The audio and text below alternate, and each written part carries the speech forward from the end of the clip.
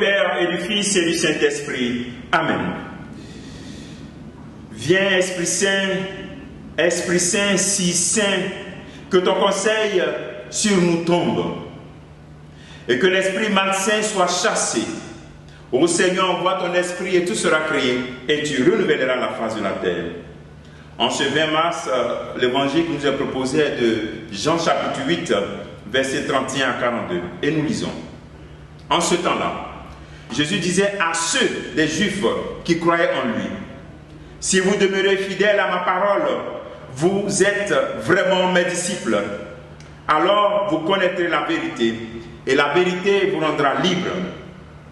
Ils lui répliquèrent: nous sommes les descendants d'Abraham, et nous n'avons jamais été les esclaves de personne. Comment peux-tu dire, vous deviendrez libres? Jésus répondit: amen, amen, je vous le dis, qui commet le péché est esclave du péché. L'esclave ne demeure pas pour toujours dans la maison. Le Fils, lui, il demeure pour toujours. Si donc le Fils vous rend libre, réellement vous serez libre. Je sais bien que vous êtes la descendance d'Abraham, et pourtant vous cherchez à me tuer, parce que ma parole ne trouve pas sa place en vous. Je dis ce que moi j'ai vu auprès de mon Père, et vous aussi vous faites ce que vous avez entendu chez votre Père. Ils lui répliquèrent: notre Père c'est Abraham. Jésus leur dit: si vous étiez les enfants d'Abraham, vous ferez les œuvres d'Abraham. Mais maintenant, vous cherchez à me tuer, moi, un homme qui vous ait dit la vérité, que j'ai entendu de Dieu. Cela, Abraham ne l'a pas fait.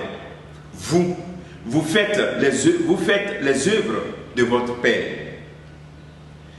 Ils lui dirent: nous ne sommes pas nés de la prostitution. Nous n'avons qu'un seul Père, c'est Dieu. Jésus leur dit: si Dieu était votre Père, vous m'aimeriez, car moi, c'est de Dieu que je suis sorti et que je reviens. Je ne suis pas venu de moi-même, c'est lui qui m'a envoyé. Acclamons la parole de Dieu, louange à toi, Seigneur Jésus. Nous verrons déjà cette confrontation entre Jésus et les pharisiens, avec les chefs religieux et les juifs. Et à travers cette confrontation, Jean nous donne vraiment ce discours du Christ qui nous révèle le mystère de Dieu et la personne de Jésus-Christ. Vous garderez ma parole et vous serez libres. Alors donc le premier appel, c'est que devenir chrétien, c'est entrer dans une belle liberté. Souvent on pense que la vie chrétienne nous rend un peu esclaves. Mais bien au contraire, la vie chrétienne, devenir des disciples du Christ, nous libère, nous rend libres. Notre liberté est non, c'est Jésus-Christ, c'est lui notre liberté. En lui, nous faisons mourir, nous donnons de la valeur à notre volonté, à nos projets. Et dans cela que nous devons prier pour ne pas être vraiment des esclaves, c'est-à-dire des personnes qui sont installées dans le péché. Voilà, l'esclave est hors de la maison du Père. Ce temps de carême est un temps qui nous permet de lutter pour revenir dans la maison du Père, comme l'enfant prodigue qui revient vers son Père, pour ne plus être esclave. Le Fils obéit, le Fils cherche à obéir. L'obéissance nous rend libres. L'obéissance nous rend vraiment, nous affirme notre identité d'enfant de Dieu. Pendant que le monde nous rend esclaves. Le monde nous rend esclaves. Vous savez, souvent on pense que quand tu obéis, tu es esclave. Dans le monde, celui qui obéit, il est esclave.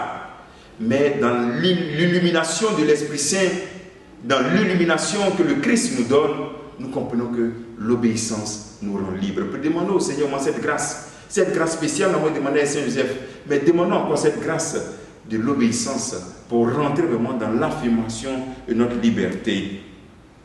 Comme travail que tu veux faire en ce jour, c'est de demander à Dieu, c'est de bénir Dieu, qui t'offre la liberté d'être son enfant, qui t'offre cette grâce d'être son enfant, d'être enfant de Dieu, qui te donne aussi de fuir toutes les situations qui te rendront esclave, c'est-à-dire installé dans le péché, hors de la maison de ton Père. Que Dieu te bénisse, que bénisse tous en ce jour. Au nom du Père et du Fils et du Saint-Esprit. Amen.